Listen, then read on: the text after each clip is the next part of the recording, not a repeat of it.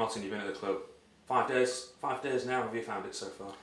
It's been great. I mean, I think the great thing about management is getting to work on the training ground with the players, and as the weeks progressed, getting to know what they're about, and then getting to know what I'm about, and we've really had sort of a real strong week, which has give us every chance to prepare for tomorrow.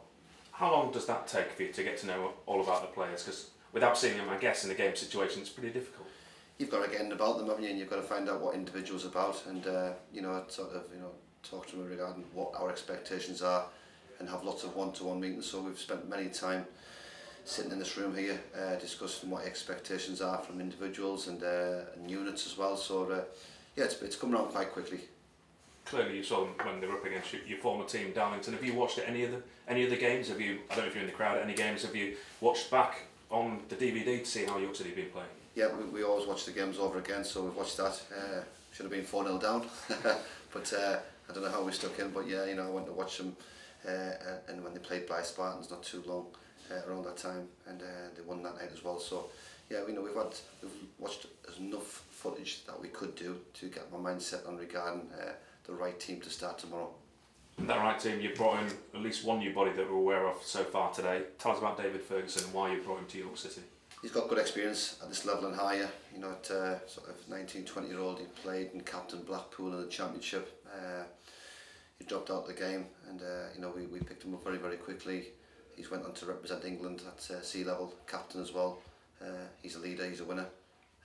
He knows exactly what I'm about, and I think he'd be a great asset to the football club. Predominantly left back, is that right? Left-sided. He scored 4 goals this season from that area, so he likes to get forward. But his job's about keeping clean sheets. Yeah, of course. Any more signings expected tomorrow? We're told as well via the Darlington connections that you tried to get Adam Bartlett, the goalkeeper, but he's decided to stay at that.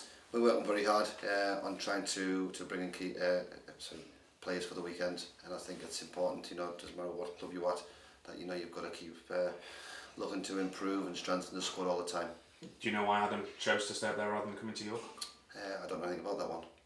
Okay, Darlington have told us that's the case on their website. Right, no, as I say, we've brought in Ferguson from Darlington, and we're now looking at the next signings for the weekend.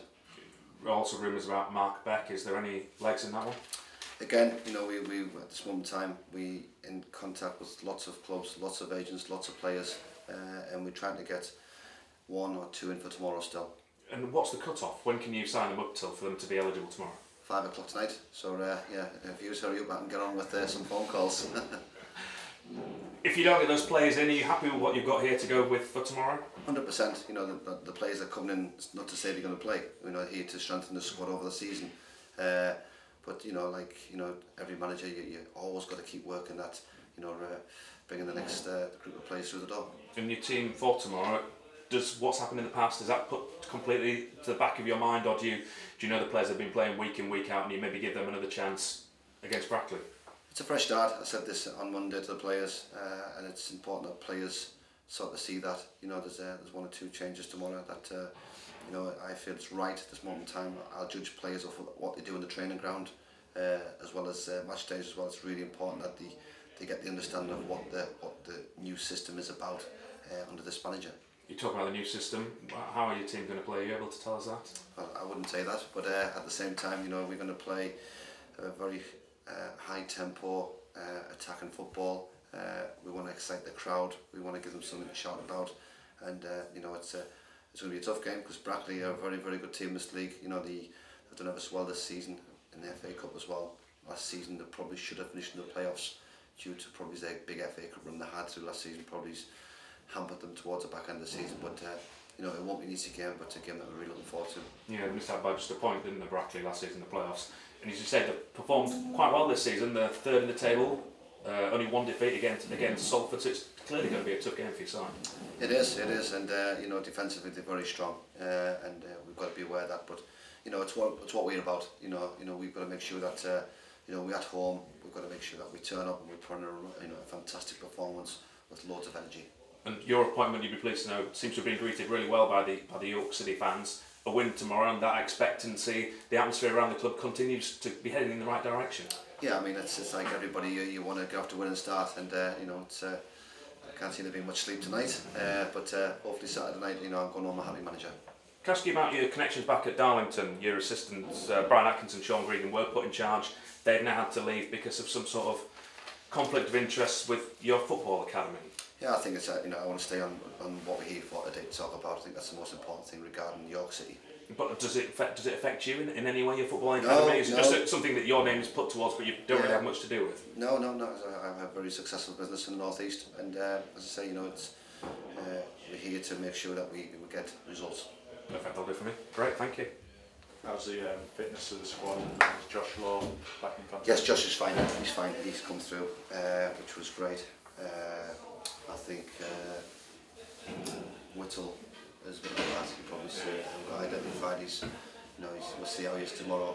Come match day. What's his problem? Is it? It's a slight groin strain here off South Shields. So again, we sort of we'll fitness test him tomorrow and see where we are with that. Yeah. Michael Rankin, any further progress in terms of his scans or tests? No, not this moment in time. So I've heard nothing back from the medical team on that. Yeah. You've been linked quite heavily with Mark Beck. Does that suggest anything in terms of John Parkin's position at the club?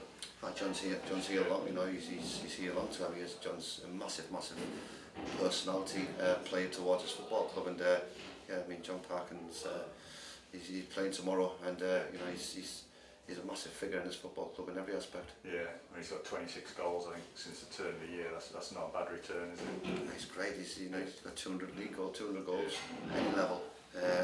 And what he brings to the team, his experience, you know, his mental strength. I think that's really important at this moment in time. He's fantastic around the changing room. Yeah, thank you.